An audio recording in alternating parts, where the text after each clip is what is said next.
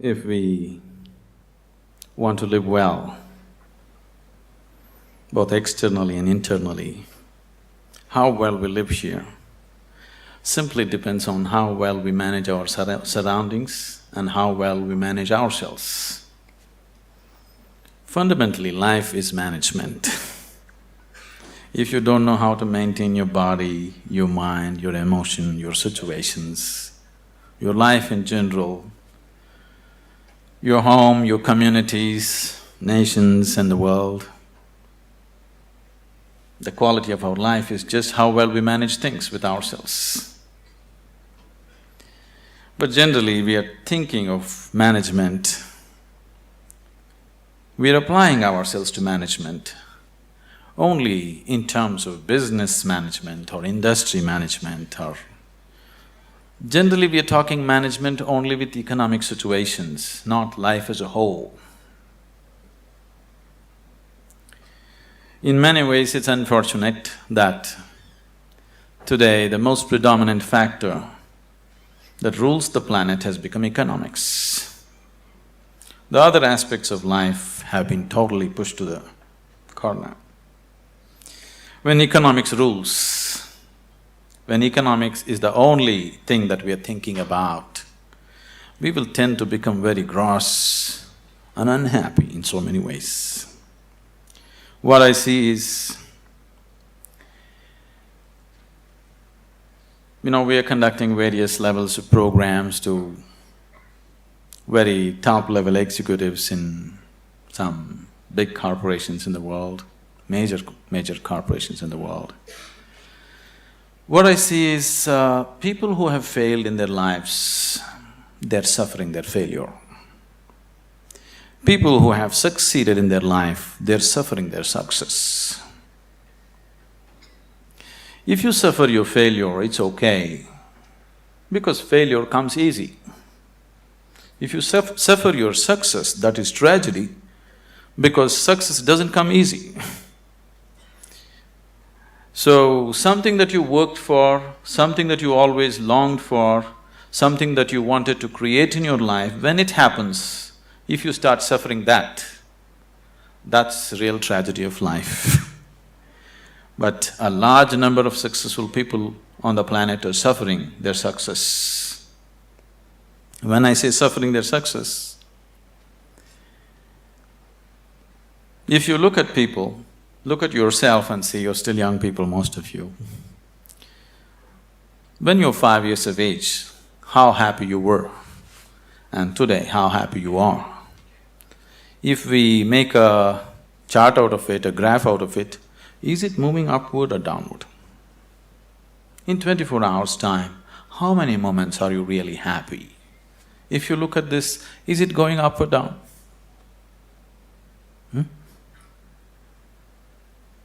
Is it going up or down? Down. So that means you're a bad manager. Because after all, everything that you did in your life is in pursuit of happiness, isn't it? All that you're doing in your life, you're doing it because you believe that is your happiness. You educate yourself, you pursue careers, you build families, you run after your ambitions. So many things you do because somewhere you believe fulfilling those things will bring you happiness. After doing all that, if happiness is not multiplying, it is going down, that means you are a bad manager of yourself. Anybody who does not know how to manage his own body, his own mind, his own emotion and his energies, if he is managing outside situations, he is only managing them by accident, not by intent, the way he wants it. Because if you do not know how to manage your mind, how to manage your energies, how to manage your interiority, managing the outside is bound to be accidental. When you manage situations by accident, you exist as an accident. When you exist as an accident, you are a potential calamity. When you exist as a potential calamity, being anxious all the time becomes a natural part of life. Anywhere you go today, people are talking stress management. Especially a few years ago when I first went to United States, wherever I go, people were talking stress management. I could not understand why anybody wants to manage his stress. I can understand you want to manage your business, your finance, your family, your property, whatever, but why would you want to manage stress? It took me a while to understand these people have come to the conclusion that there is no other way to live. Somehow people have come to the conclusion that if you do things in the world, you're bound to be stressful. One is not stressful because of what they're doing. One is stressful because he's a bad manager of himself. He doesn't know how to manage his own systems. That is why he's stressful. It is not the nature of the job which makes one stressful. You ask a chaparasi, he is also stressful. You ask the top executive, he is also stressful. Everybody believes their job is stressful.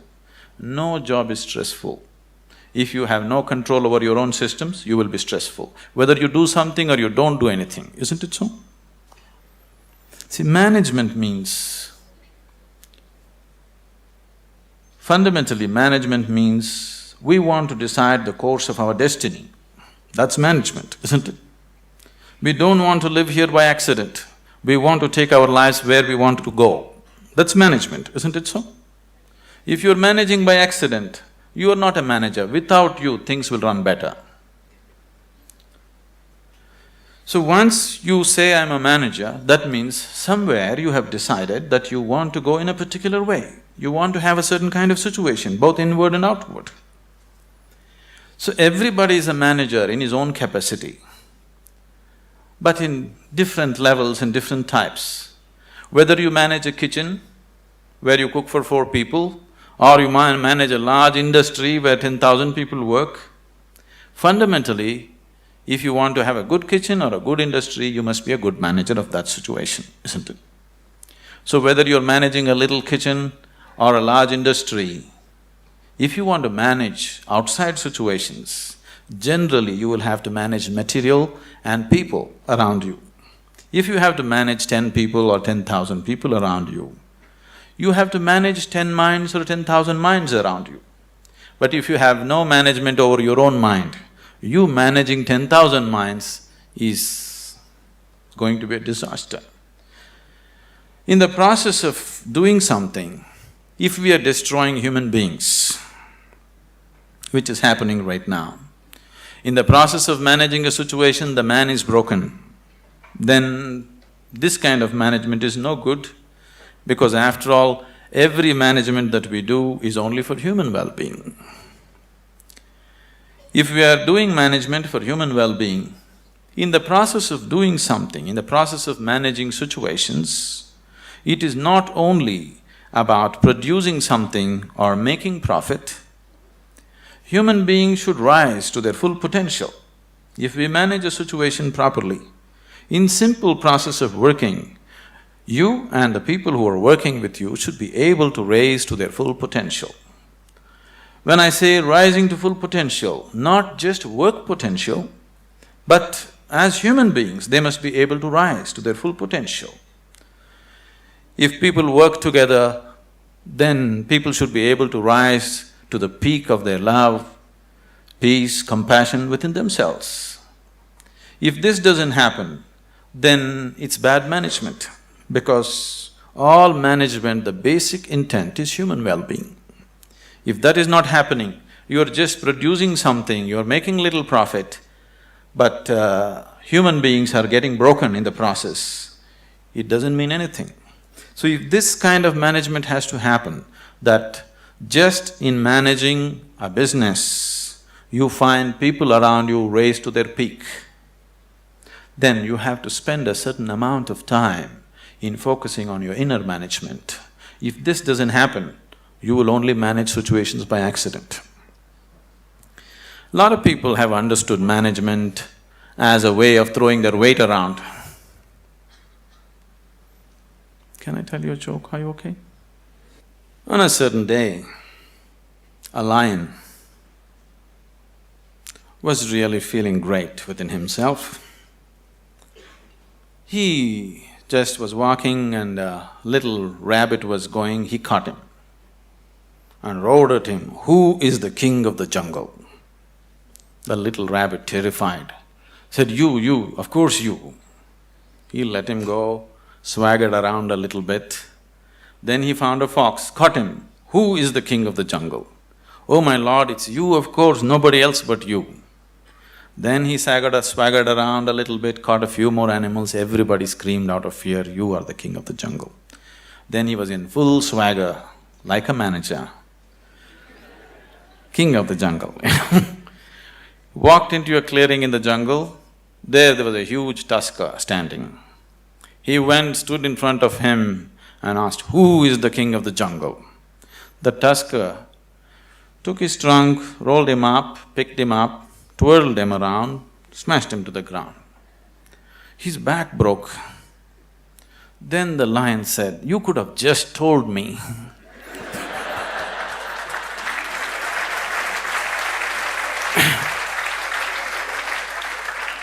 But the tusker said, "You see, I had to make my point." So, lot of people generally are thinking management means just throwing their weight around. Throwing your weight around is not management, any fool can do that. If you manage a situation, not just things happening there, people should feel elevated, just being in that space. Otherwise, it is not management. Above all, if you go to your place and you manage a situation, you must feel wonderful being there. If that doesn't happen, you are not a good manager. So if this has to happen, you need an inner dimension. When I say inner dimension, what is inner dimension? When I say inner, I'm not just talking about the body or the mind, because both this body and mind you gathered from outside in certain ways, isn't it? For example, this physical body, when you were a child, this body was only this much. Now it's become this much. How did this happen? How did this happen? That's a question. How did this happen? You grew up, how did it happen, I'm asking?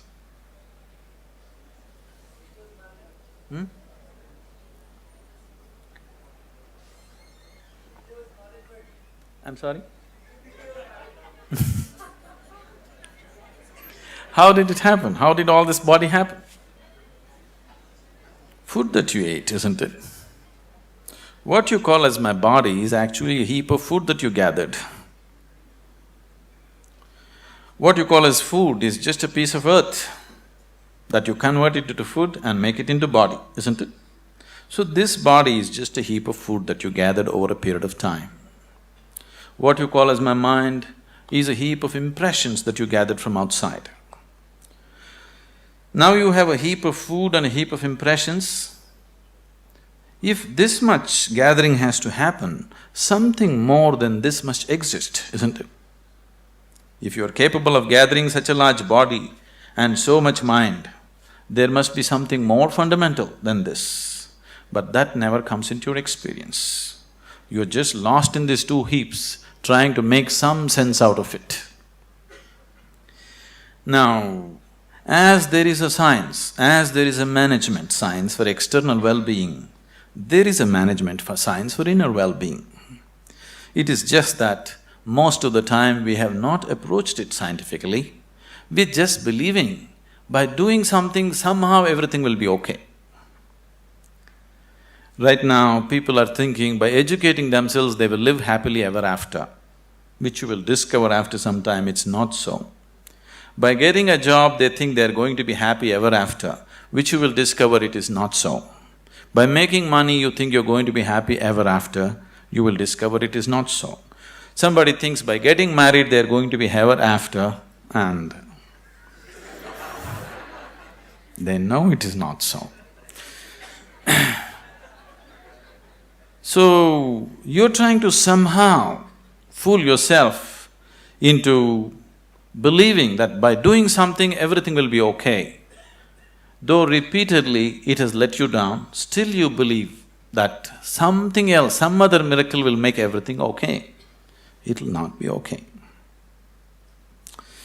It once happened. On a certain day, a bull and a pheasant were grazing on the field. You know a bull? A pheasant, a bird. The bull was grazing on the grass, the pheasant was picking ticks off the bull, they're partners, Then the pheasant looked at a huge tree which was at the edge of the field and very nostalgically said, "Alas, there was a time when I could fly to the topmost branch of the tree, but today I do not have the strength even to fly to the first branch of the tree." The bull very nonchalantly said, "That's no problem. Eat a little bit of my dung every day. You will see, within a fortnight's time you will reach the top of the tree." The pheasant said, "Oh, come off it. How is that possible?" The bull said, "Really, please try and see. The whole humanity is on it. You could try too." Very hesitantly, the pheasant started pecking at the dung, and lo, on the very first day it reached the first branch of the tree. In a fortnight's time, it reached the topmost branch of the tree. It just went and sat on the topmost branch and just looking at the scenery, enjoying it. The old farmer saw